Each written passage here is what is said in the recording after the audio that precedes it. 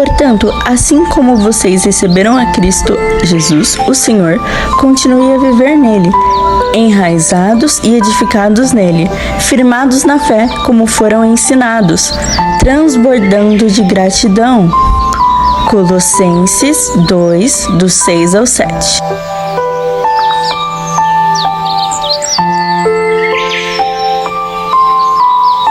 Bom dia! Estamos de volta com as nossas reflexões matinais enraizados em Cristo.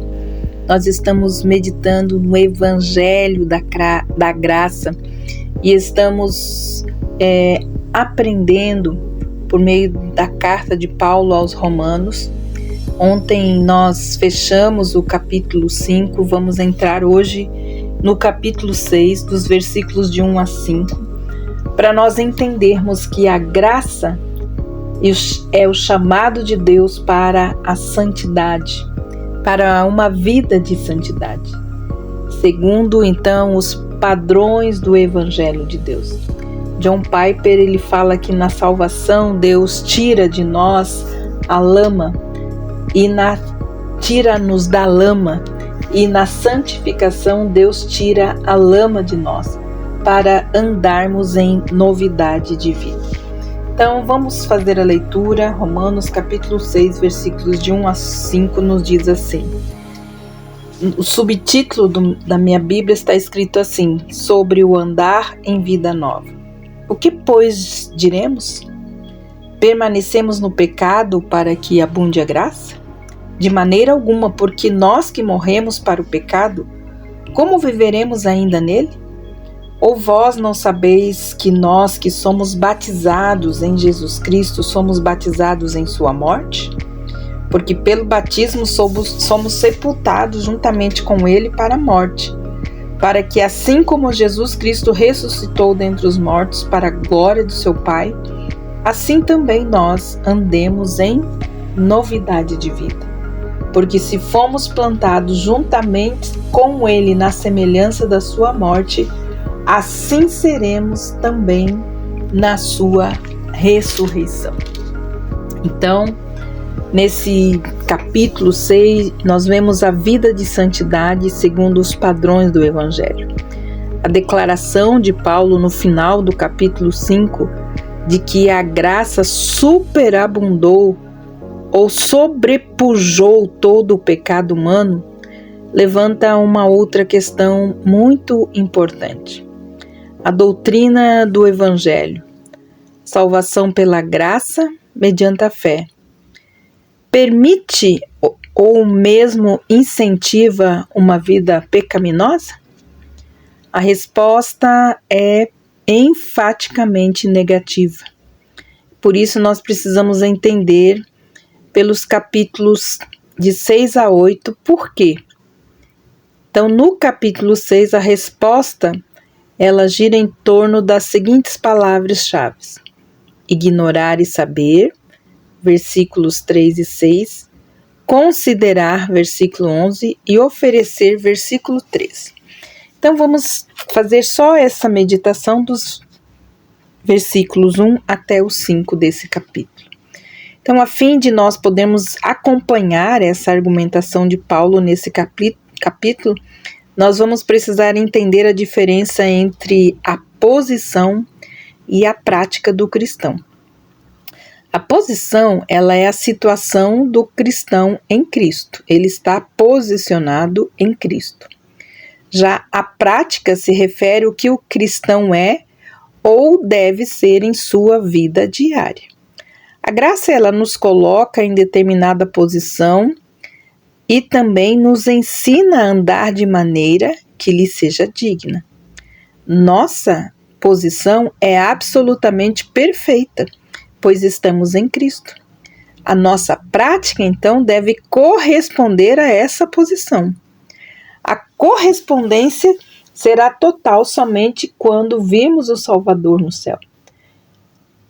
Entre mentes, devemos nos conformar cada vez mais à sua imagem, como diz a palavra em Romanos 8, 28, 29, que o Senhor faz com que todas as coisas contribuam para o nosso bem, segundo o propósito que Ele tem de nos conformar à imagem e semelhança do Seu Filho. Então aqui o apóstolo começa falando de nossa identificação com Cristo. Como que nós nos identificamos com Cristo? Em sua morte e também em sua ressurreição. Já que Ele fez isso, tomou o nosso lugar, nós estamos nele.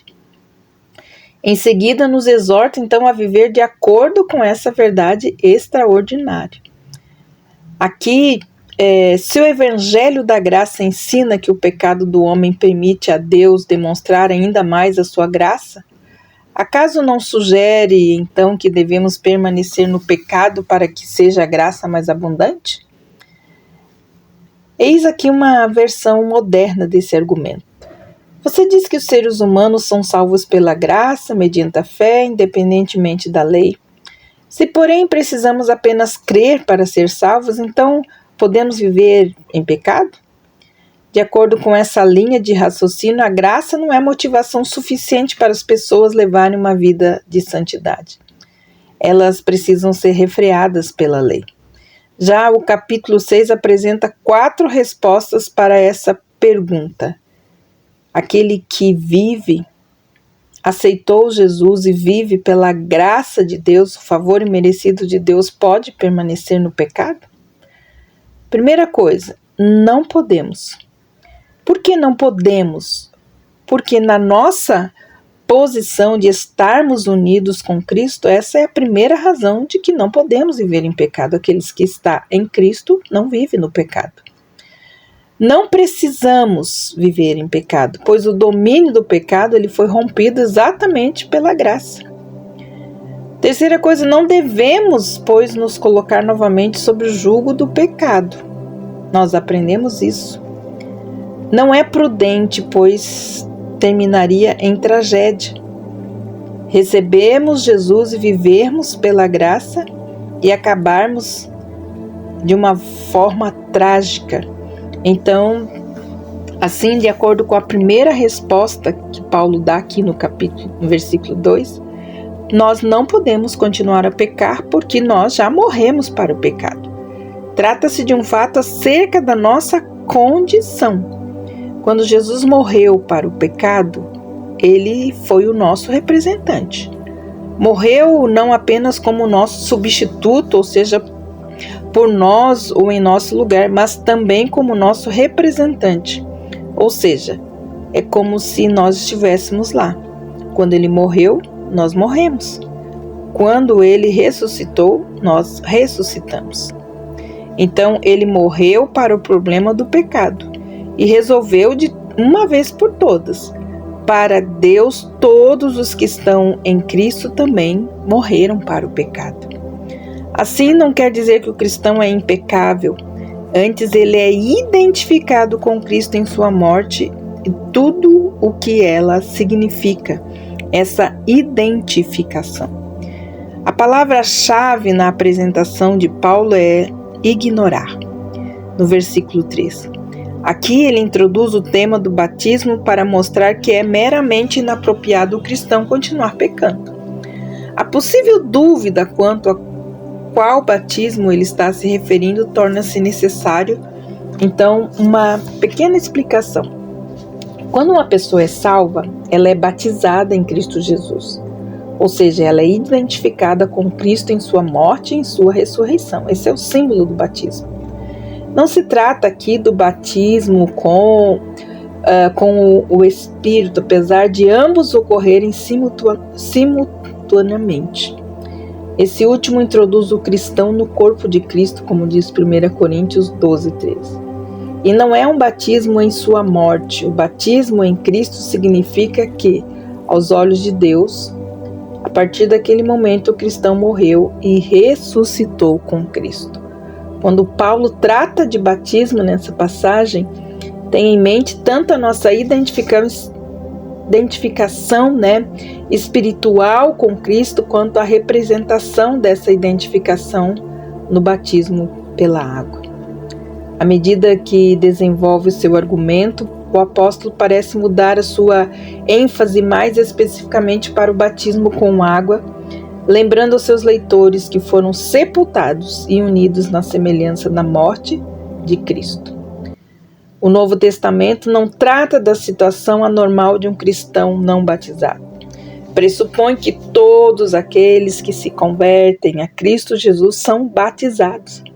Assim, Jesus falou sobre a fé e o batismo quase simultaneamente. Quem crer e for batizado será salvo. Marcos 16:16. Apesar do batismo não ser uma experiência para a salvação, ele é o sinal público invariável desta salvação em Cristo Jesus. O batismo com água é uma demonstração visual do batismo em Cristo. Retrata o processo pelo qual o cristão é submergido nas águas escuras da morte, na pessoa do Senhor Jesus Cristo. E o novo homem em Cristo ressurge para andar em novidade de vida, andar em santidade. Em certo sentido, ao ser batizado, o cristão comparece ao funeral do seu velho eu.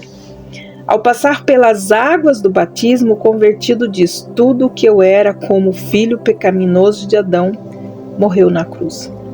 E ao sair das águas, ele declara: já não sou eu quem vive, mas é Cristo que vive em mim. Então, nós podemos entender aquilo que o apóstolo Paulo prossegue falando, declarando de que a ressurreição em Cristo nos permite, então, andar em novidade de vida. Assim como fomos unidos com Cristo na semelhança da sua morte, certamente seremos unidos à semelhança da sua ressurreição. Essas palavras, semelhança da sua morte, refere-se à passagem do cristão pelas águas do batismo. A união verdadeira com Cristo em sua morte ocorreu cerca de 2000 anos atrás, mas o batismo se dá na semelhança deste acontecimento. Além de passarmos pelas águas, também saímos delas na semelhança da sua ressurreição. Apesar da expressão na semelhança não aparecer na segunda parte do versículo, no texto original, ele deve ser fornecido para completar então esse sentido, ou seja, para finalizar. Assim como somos unidos com Cristo na semelhança da sua morte, ao emergirmos na água, também somos unidos com Ele na semelhança da sua ressurreição, ao emergirmos da água. A conjunção verbal seremos não indica necessariamente futuridade, mas sim o que acontece no ato. Então, a partir da semana que vem, segunda-feira, nós vamos dar continuidade a esse entendimento que nós precisamos sim viver pela fé, na graça de Deus, mas lembrarmos que a nossa posição é estarmos em Cristo, separados, santos, para andar em novidade de vida, em santidade. Essa é a prática do cristão que morreu e ressurgiu em Cristo Jesus. Que Deus abençoe você e até segunda-feira com as nossas reflexões matinais enraizados em Cristo. Deus te abençoe e até lá!